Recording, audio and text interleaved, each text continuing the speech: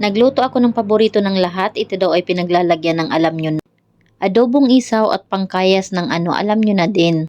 Adobong Adidas, upaan ng manok at syempre luto ko, kain ko. Ano pa nga ba? O siya, magandang araw mga manoy, manay. Kumusta ho ulit sa inyo? Samahan niyo po ako sa luto serye ng buhay ko. Bali sa mga oras na ito ay nagigisa na tayo ng mga sangkap sa ating iluluto. Meron na po akong ginisang luya, sibuyas at bawang. At isinunod ko na din pong ilagay dito yung isaw ng manok at isang kutsa lang hanggang sa mag golden brown ito. Halo-haluin lang hanggang sa maghalo-halo ang mga sangkap na inilagay natin dito. At syempre, kailangan natin mag-antay at habaan ang ating pasensya sa pag-aantay na maluto ang ating ulam ngayon.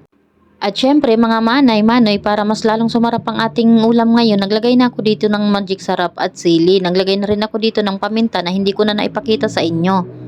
At syempre, uulitin na naman natin ang ating paghalukay sa ating nilulutong adobong isaw. At pagkatapos nating halukayin ang ating nilulutong adobong isaw, hindi muna ako dyan naglagay ng toyo at ito ay hinalukay ko ng hinalukay, sabay ko tinakpan. At syempre mga kaibigan, kailangan natin itong takpan para manuot yung mga pampalasang inilagay natin sa kanya. At kailangan natin siyang takpan para manuot yung lasa at matuyo din yung sarili niyang sabaw bago tayo maglalagay dito ng pampalasa na toyo. Ayan, ito yung pangunahing sangkap sa ating niluluto at hindi ito magiging masarap kung wala yung toyo, 'di ba?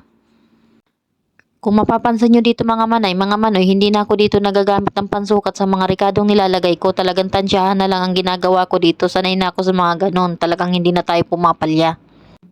Kaya kung mapaalat man ang ating niluluto ay doon na tayo nagkamali. Kailangan natin i-adjust. Siyempre dapat sarapan natin, wag maalat. Kaya naman dito sa mga oras na to, naglagay ako dito ng asukal na magpapadagdag ng balanse ng lasa ng niluluto natin. Tapos naglagay na din ako dito ng green chili.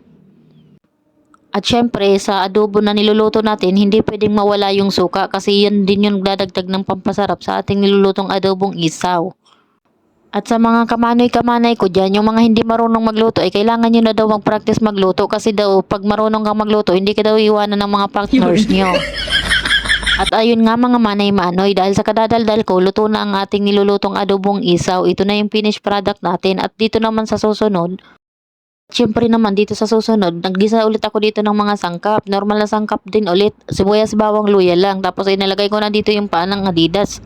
At ayun na nga mga manay-manay, bago pa makatakbong ating nilulutong adobong Adidas ay kailangan natin tong isakungkot siya sa ating mga ginisang sangkap. Ayan, pagkatapos kong takpan ay ayan, hahalukayin na naman natin to ulit. At ayun na nga mga manay, kailangan lang natin ulit-ulitin yung paghalukay natin dito sa mga paa na ating niluluto kasi kailangan dito manuot yung lasa. At sa mga oras na to, naglagay na din ako dito ng toyo. Ayan, kasi ito yung magpapadagdag ng lasa sa ating niluluto. Ito yung talagang main ingredients sa ating adobo, di ba? At ayun na nga, palagi kong sinasabi sa inyo, tansyahan na lang yung ginagawa ko dito. At sa mga oras na to, naglagay na din ako dito ng asukal. Hindi yan nawawala sa ating niluluto. Naglagay na din ako dito ng suka kasi diyan din yung magpapasarap sa ating niluluto. At sa mga oras na to, walang katapusan ng aking paghalukay para naman talagang pantay ang lasa dito sa niluluto nating Adidas. At dito na naman ay tinakpan ko na naman siya. Tapos sabay halukay na naman pagkaalis ko ng takip niya. At ayan, malapit na yung maluto. Konting pasensya na lang dito ang kailangan natin.